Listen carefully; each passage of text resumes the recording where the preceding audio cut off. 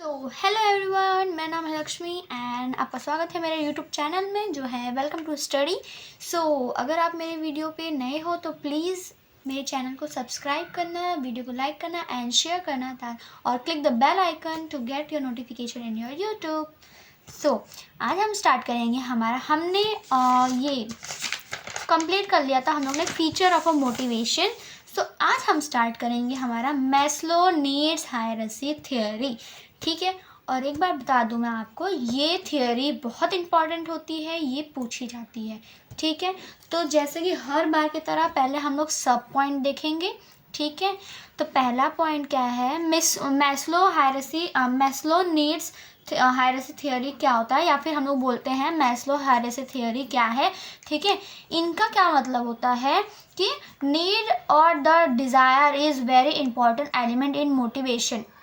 ठीक है, because the employees get motivate only for the need and if there is a need are fulfil completely then it is not possible to motivate the employees.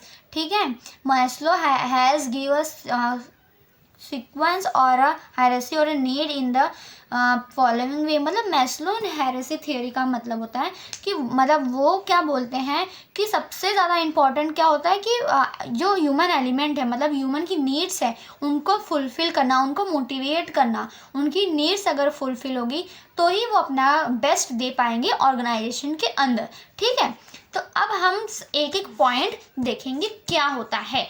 ठीक है, there are 5 main points है, वो हम देखेंगे। पहला क्या है मैं बोल देती हूँ, 2 दिख रहे हैं आपको, लेकिन फिर मैं आपको बोल देती हूँ, उसके बाद मैं आपको नेक्स्ट पार्ट मतलब नेक्स्ट स्लाइड्स में आपको दिखाऊंगी। ठीक है, अब फर्स्ट क्या है, फिजियोलॉजिकल नीड्स। ठीक है, क्या है फिजियोलॉजिकल नीड्स। ठीक है, तो इसका मतलब क्या होता है, पहला है फिजियोलॉजिकल नीड्स, सेकंड है सेटिस्फाइड एंड सिक्योरिटी नीड्स, फिर थर्ड है सोशल नीड्स या फिर बिलोंगिंग नीड्स भी बोल सकते हैं हम उसको, फिर फोर्थ है एस्टिमेटिंग नीड्स और फिफ्थ है सेल्फ एक्चुअलाइजेशन नीड्स। ठीक है, तो अब मैं इसका तरीका भी बताऊंगी आपको कैसे याद करना है इसको, तो आपको जल्दी याद हो जाएगा, पॉइंट याद हो जाएंगे सब पॉइंट। ठीक है, अब हम इसका मतलब पूरा देख लेते हैं क्या है इस थियोरीज में। तो पहला फिजियोलॉजिकल नीड्स क्या होता है, this needs include basic requirement for survival and maintenance of a human life. इसका फिजियोलॉजिकल नीड्स का मतलब होता है कि जो भी बेसिक नीड्स होते हैं, ज़रूरतें होती हैं बेसिक लाइफ में, ठीक है, सर्वे करने के लिए, मेंटेन करने के लिए अपने लाइफ को, ह्यूमन लाइफ को, उसको बोलते हैं हम लोग फिजियोलॉजिकल नीड। जैसे कि उसमें क्या क्या आता है, the common physiological needs are food, shelter and clothes. ये 3 वर्ड को अंडरलाइन करके आना। ठीक है, मतलब फिजियोलॉजिकल नीड्स का मतलब होता है कि जो रोज़ हम लोग सर्वाइव करते हैं, बेसिक नीड जो हमें हमेशा ज़रूरत होती है, हर रोज़ ज़रूरत होती है उसकी, वो नीड्स। ठीक है, तो क्या नीड्स है, फूड्स हमें हमेशा चाहिए होता है, रोज़ चाहिए होता है फूड, शेल्टर, क्लोथ्स पहनने के लिए कपड़े, शेल्टर, ये सब हमें चाहिए होते हैं, सामानें चाहिए होती हैं जीने के लिए, मतलब हमें ह्यूमन लाइफ को मेंटेन करने के लिए। The employee develop their need for their survival. ये एम्प्लॉयज़ क्या करते हैं, अपने नीड्स को डेवलप करते हैं, ज़रूरतों को डेवलप करते हैं सर्वाइव करने के लिए। That is why they're are at the top in the sequence. इसके लिए ये जो फिजियोलॉजिकल नीड्स है वो सबसे पहला नीड होता है हर ह्यूमन लाइफ का, हर इंडिविजुअल पर्सन का। ठीक है, These needs can be satisfied when the monetary incentive are offered by them। और ये नीड तभी सेटिस्फाई होगा जब मॉनेटरी इंसेंटिव दिया जाएगा एम्प्लॉयज़ को, ऑफर दिया जाएगा एम्प्लॉयज़ को। अब मॉनेटरी इंसेंटिव क्या होता है मैं आगे बताऊंगी आपको। ठीक है, तो मतलब समझ आया, फिजियोलॉजिकल नीड्स का मतलब होता है, इतना याद रखना, physiological needs refers to the basic requirement for survival and maintaining human life. In this need include are food, shelter and clothes. ऐसे अपने मन से आप लिख देना। ठीक है, तो मतलब फिजियोलॉजिकल नीड्स को हम वो बेसिक नीड्स रिक्वायर करते हैं, बेसिक नीड चाहिए होता है हमें सर्वाइवल करने के लिए, उसको बोलते हैं। अब सेकंड क्या है, satisfied and security needs. Satisfy and security needs. ठीक है, सेटिस्फाई और सिक्योरिटी नीड्स क्या होता है, once once the present day मतलब अभी फिजियोलॉजिकल नीड्स आर फुलफिल, अगर एक बार फिजियोलॉजिकल नीड्स फुलफिल हो जाती है then the people start thinking about their future. जब आपका फिजियोलॉजिकल नीड्स पूरी हो जाता है तब दूसरा नीड क्या आता है, सेफ्टी और सिक्योरिटी नीड्स आता है। जो फिजियोलॉजिकल नीड पूरा होने के बाद पीपल के मन में ये राय दिमाग में आने लगता है कि अब वो फ्यूचर के बारे में सोचे, ठीक है, अपने फ्यूचर सेफ्टी के बारे में सोचे, फ्यूचर के बारे में सोचे कि अपने प्रेजेंट डे के लिए तो आपने रोज के लिए आपने सर्वाइवल कर लिया, ठीक है, आपने सामान ले लिया, लेकिन अब फ्यूचर के बारे में सोचना पड़ेगा ना। तो इसलिए जो सेफ्टी एंड सिक्योरिटी नीड होता है वो फ्यूचर के लिए होता है, थिंकिंग के लिए। They want to survey their future by making sure that in future also they continue to satisfy their physiological needs. मतलब वो सोचते हैं कि ये अब रेगुलर बेसिस की नीड्स तो पूरी हो गई, लेकिन फ्यूचर नीड्स के लिए भी कुछ चाहिए ना, ताकि हम लोग को जो भी फ्यूचर में नीड्स होगी, जैसे गेहूं हो गया, गेहूं मतलब हमें चाहिए है तो वो आगे भी चलता रहता है, फ्यूचर में भी हमें वो चाहिए होगा ताकि हमारा फ्यूचर में वो कमी ना हो, ठीक है, वो नीड्स पूरी रहे, ठीक है, पूरी हो जाए, ठीक है। तो उसको बोलते हैं हम लोग सेटिस्फाई एंड सिक्योरिटी नीड्स, ठीक है। अब ये हो गया हमारा पॉइंट। अब थर्ड क्या है, सोशल नीड्स या फिर बिलोंगिंग नीड्स बोलते हैं, ठीक है। क्या होता है, it mean their need for love, attraction, compensation और फिर कंपेनशिप और फ्रेंडशिप एक्सेट्रा। अब जो सोशल नीड्स का मतलब होता है बिलोंगिंग नीड्स, जो हमें अट्रैक्ट, जैसे once the people satisfy their physiological and safety needs their social needs become more active and fulfil the social need the manager perform term work, arrange formal and informal get together so that employees can develop social relationship, ठीक है। अब इसके बाद अगर देखो organisation में social physiological needs और safety needs तो दे दिया, लेकिन अब अगर हम लोग ऑर्गेनाइजेशन में स्ट्रिक्ट रूल बना के रखेंगे कि किसी को किसी से बात नहीं करना है, जैसे हमारे स्कूल में होता है कि अगर हम किसी को बात नहीं करने देना है और फिर दूर दूर रहना है, ऐसे करना है, साथ में नहीं रहना है, तो वो क्या होगा कि उसमें हमारी इकोनॉमिक सोशल रिलेशनशिप नहीं बनेगा हमारा, ठीक है, फ्रेंडशिप नहीं बनेगी और ना ही हमारा कुछ होगा, हमारी नीड्स पूरी होगी। तो इसके लिए मैनेजर क्या करता है, सबको साथ लेके आता है, फॉर्मल से इनफॉर्मल बनाता है और टुगेदर सबको साथ में लेके आता है, और उससे क्या करता है कि सोशल रिलेशनशिप इंक्रीज होता है, ठीक है। तो ये हो गया सोशल नीड्स। अब एस्टिमेटिंग नीड्स क्या होता है, this needs are related to the respect and recognise. Estimated need मतलब कि रिस्पेक्ट करना और रिकॉग्नाइज करना। रिकॉग्नाइज बताया था कि मतलब नए एम्प्लॉयज़ को मतलब सबके सामने प्रेजेंट करना, ठीक है, सबके सामने प्रेजेंट करना। When the above three needs are satisfied the people are demanding respect और देमसेल्फ इन अ ग्रुप। मतलब वो डिमांड करने लगता है कि मेरी भी रिस्पेक्ट करो और मुझे भी ग्रुप में लो, ठीक है। This needs are more common in higher level employees, ये ज़्यादातर हायर लेवल एम्प्लॉयज़ में होता है। Esteem need can be satisfied through non monetary incentive, और ये कैसे सेटिस्फाई होता है, नॉन मॉनिटरी इंसेंटिव। अब नॉन मॉनिटरी इंसेंटिव क्या होता है ये मैं बाद में बताऊंगी, ठीक है। अब सेल्फ एक्चुअलाइजेशन नीड्स क्या होता है, this need refers to realizing और reaching to the aim of the life. मतलब ये सेल्फ एक्चुअलाइजेशन नीड कि आपकी सारी नीड्स पूरी हो गई है, सब कुछ आपको सेटिस्फाई हो गया है और आप एक्चुअल जो लाइफ है, आपकी जो एम था, आप उसको अचीव कर सके हो, ठीक है। Once the employee become what he want to become, मतलब एक बार जो एम्प्लॉयज़ को बनना है वो अगर बन गया, ठीक है, it mean satisfy of his actual need, मतलब उसका एक्चुअल नीड सेटिस्फाई होगा। जैसे आपको कुछ बनना है, ठीक है, और आप लाइफ फ्यूचर में बन भी गए वो चीज़, तो वो होता है सेल्फ एक्चुअलाइजेशन नीड्स कि आप बन चुके हो, ठीक है, आपकी नीड्स जो डिमांड है वो सारी पूरी हो चुकी है। This need include self fulfilment and achievement of the goal, और इसका मतलब कि आपकी इच्छाएं जो भी थी सारी वो पूरी हो चुकी है और आप अपने गोल को अचीव कर चुके हो, ठीक है। तो सेल्फ एक्चुअलाइजेशन नीड का मतलब ये होता है। अब मैं आपको बताती हूँ इसको याद कैसे करना है। अपने मन से लिख देना। सबसे पहली बात, हर एक पॉइंट पे सबसे पहले लाइन ये लिखना, जैसे फिजियोलॉजिकल नीड्स है, ठीक है, मैंने बताया था फिजियोलॉजिकल नीड्स जो है उसको कैसे करना है, देखो पहला उसमें लिखना द फर्स्ट, कैसे लिखना, हमेशा सारी फर्स्ट लाइन सारे पॉइंट में ये लिखना कि first need is physiological need which include the basic requirement of the future in the basic requirement to survive और and maintenance of a human life which include food, shelter and clothes etcetera. ठीक है, ये खत्म हुआ, इतना आप लिख देना। अब सेकेंड वाले में क्या था, सेफ्टी एंड सिक्योरिटी नीड्स था ना, तो उसमें ये लिखना, पहला लाइन लिखना कि after fulfilling the physiological needs the second needs arise in the human mind that is safety and security needs which in ways the human thing for future. ठीक है, अपने फ्यूचर के लिए सोचते हैं, ऐसे बना के आप लिखना। पहली लाइन तो यही लिखना, ठीक है, कि पहला नीड पूरा हो गया तो दूसरे नीड के बारे में सोचते हैं, दूसरा और तीसरा, पहला और दूसरा नीड पूरा हो गया तो तीसरे के बारे में सोचते हैं, और तीसरा और चौथा मतलब फर्स्ट सेकंड थर्ड नीड पूरी हो गई तो फोर्थ नीड, और चारों नीड पूरी हो गई तो लास्ट में एक्चुअल पूरा मिल जाता है हमारा फिफ्थ नीड, मतलब हम लोग गोल को अचीव कर चुके हैं। तो ऐसे याद करना। अब इसका सब पॉइंट कैसे याद करना, अब मैं बताती हूँ।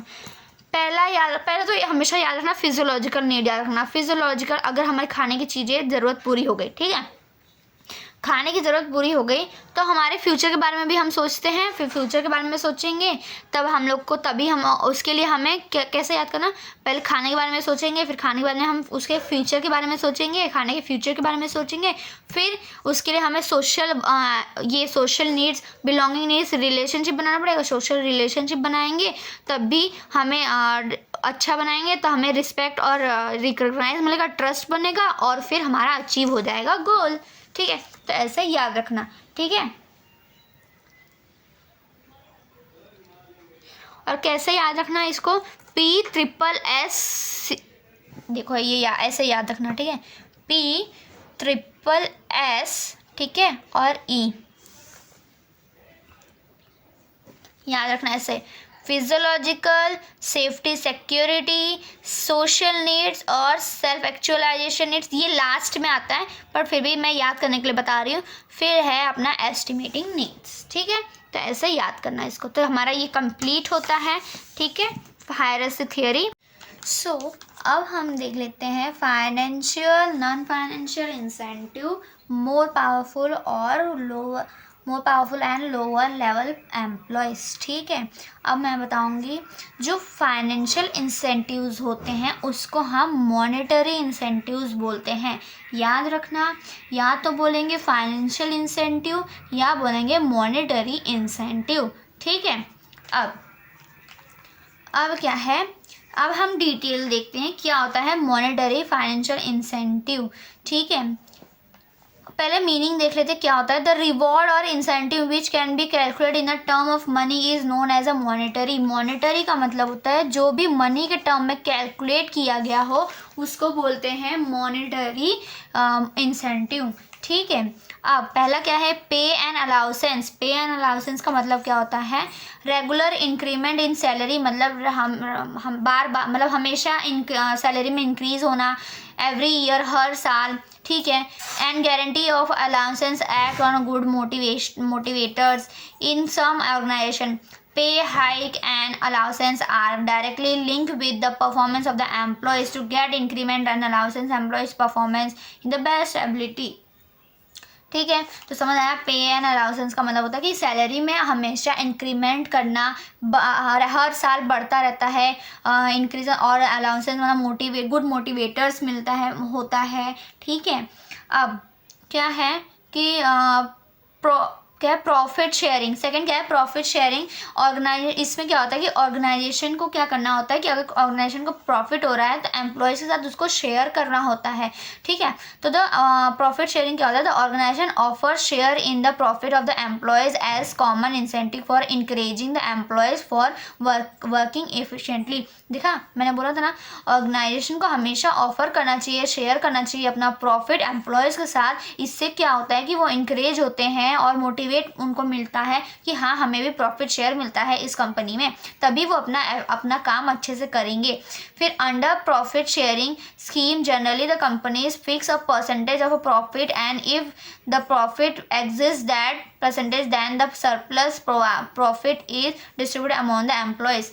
ठीक है, जो एक परसेंटेज फिट किया जाता है प्रॉफिट शेयर करने के लिए एम्प्लॉयज़ के बीच में। अगर प्रॉफिट नहीं हो रहा होता, कम हो रहा होता है, तो जो सरप्लस प्रॉफिट, जो बचा हुआ प्रॉफिट होता है पहले ईयर का, मतलब पिछले साल का, उसको हम एम्प्लॉयज़ के बीच में डिस्ट्रीब्यूट कर देते हैं। If it increase the employees to work efficiently. इसी क्या होता है, एम्प्लॉयज़ को इनक्रेज करता है ताकि अच्छे से वो काम कर सके। ठीक है, तो अब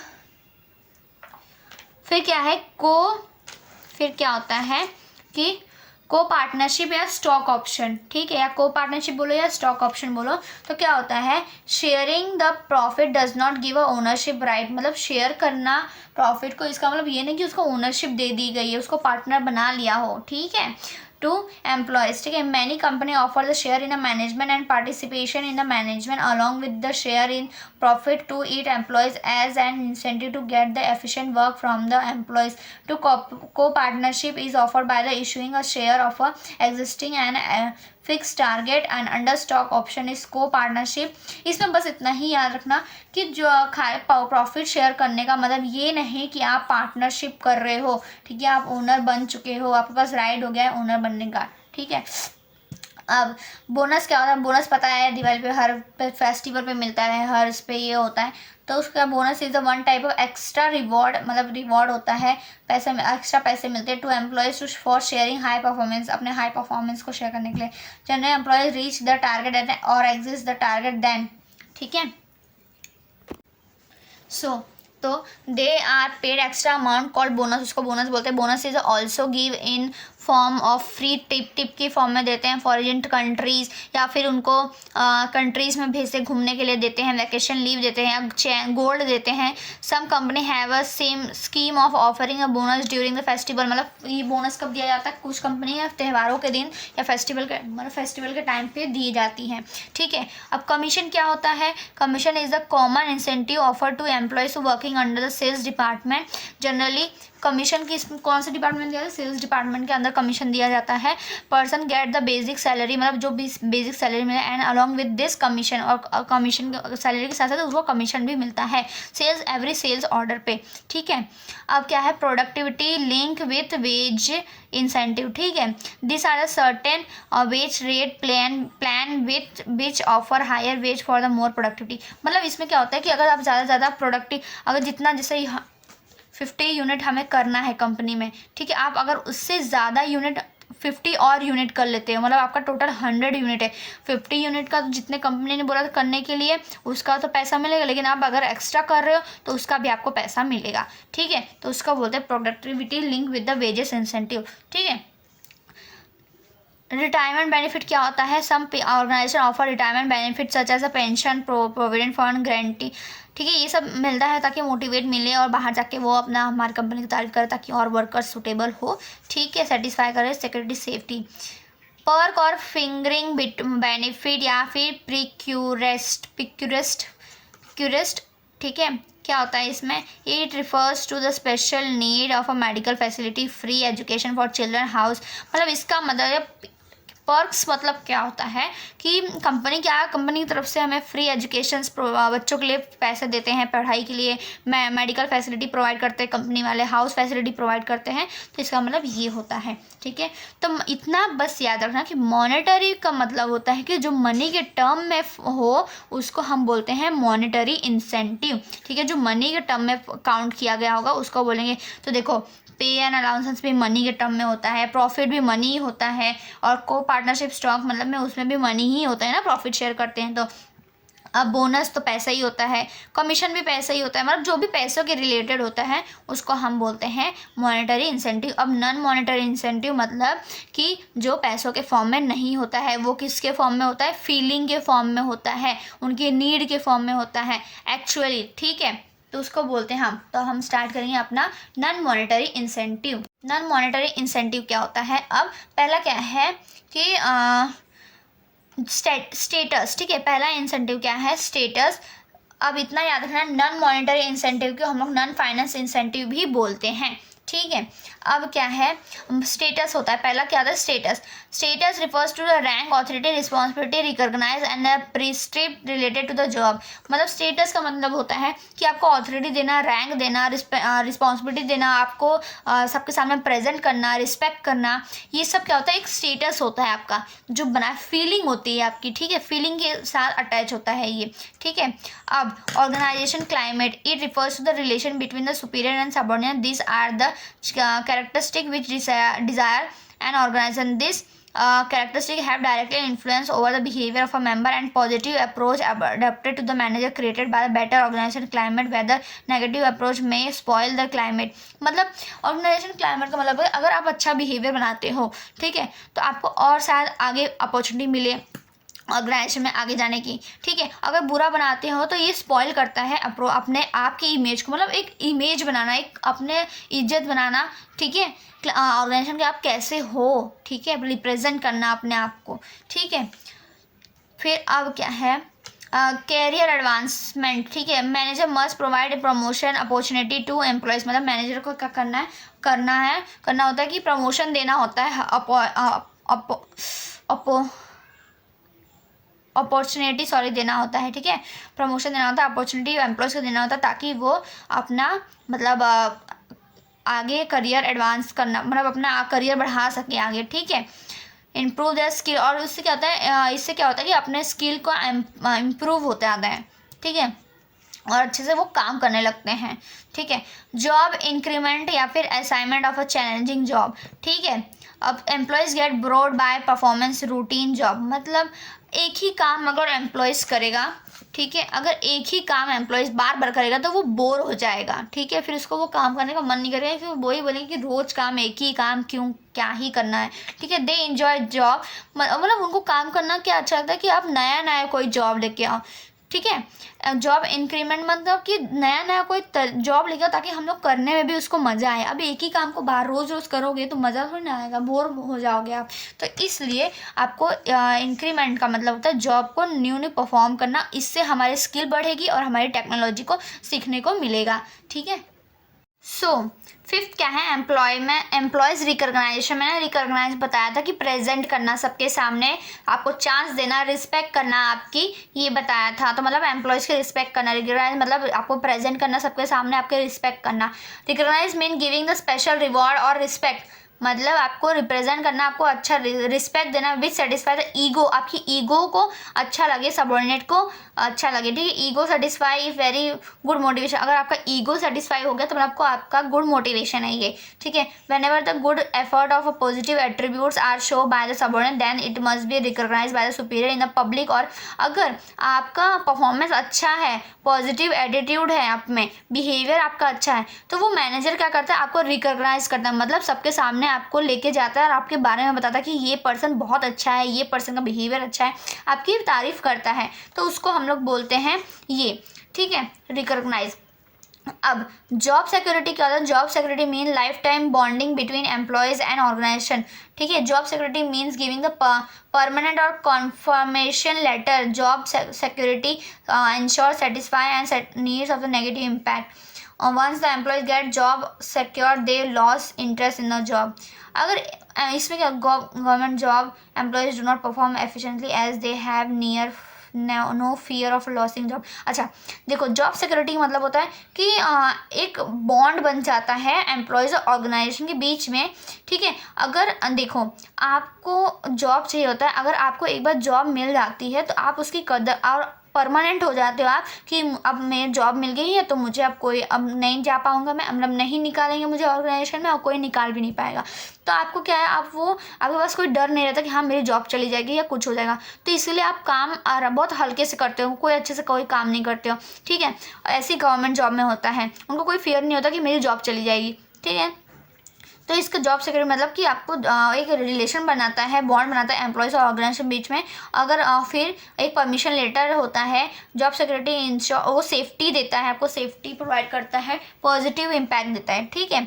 अब it is a having may but is a negative impact. फिर एम्प्लॉयज़ पार्टिसिपेशन क्या होता है, it mean involving employees in decision making. मतलब एम्प्लॉयज़ का पार्टिसिपेशन मतलब कि अगर आप कोई डिसीज़न ले रहे हो तो उसको एम्प्लॉयज़ को भी इंक्लूड करो, उनको भी बुलाओ, वो डिसीज़न में साथ में लो, ठीक है, और साथ में मिल कर डिसीज़न लो, ठीक है। मतलब एम्प्लॉयज़ का भी पार्टिसिपेशन होना चाहिए, ठीक है, specially when decision are related to the work. काम को लेके अगर कोई डिसीज़न है, कोई काम को लेके कुछ बनाना है, कोई बात है तो वो सबके साथ मिलके शेयर करो, एम्प्लॉयज़ को भी उसमें लेकर आओ, ठीक है। Employees follow the decision more sincerely. और अगर आप लेकर आओगे तो जो भी डिसीजन होगा एम्प्लॉयज़ उससे क्या होगा, और एम्प्लॉयज़ भी इन्वॉल्व होंगे, तो इससे क्या है कि एम्प्लॉयज़ भी सिंसियर होंगे, अपने ईमानदारी से वो काम करेंगे, वो डिसीजन को फॉलो करेंगे।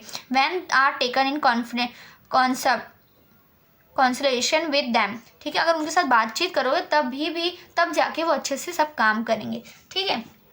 अब लास्ट क्या है, 8th वन, ऑटोनॉमी या एम्प्लॉयज़ एम्पावरमेंट, ठीक है। It means given a more freedom to subordinate, मतलब ज़्यादा फ्रीडम देना। ऑटोनॉमी का मतलब होता है फ्रीडम देना, ठीक है, सबॉर्डिनेट को freedom. This employment develop confidence in employees, और ये एम्प्लॉयज़ का कॉन्फिडेंस बढ़ाता है। They are positive skill to prove that they are performing to the best when freedom is given to them, ठीक है। अगर उनको फ्रीडम दिया जाएगा तो वो अपना परफॉर्मेंस अच्छा देंगे और अपना काम अच्छे तरीके से करेंगे, ठीक है। तो ये था हमारा नॉन मॉनेटरी इंसेंटिव या फिर नॉन फाइनेंशियल इंसेंटिव, ठीक है। अब क्या है, लीडरशिप। तो लीडरशिप आज हम स्टार्ट नहीं करेंगे, हम नेक्स्ट पार्ट में स्टार्ट करेंगे उसको, ठीक है। अगर वीडियो अच्छी लगी हो तो प्लीज़ लाइक करना, सब्सक्राइब करना और शेयर करना मेरे वीडियोस को। और तब तक के लिए आप लोग इतना ही पढ़िए, लीडरशिप हम नेक्स्ट पार्ट में करेंगे, ठीक है। तब तक टाटा, बाय बाय।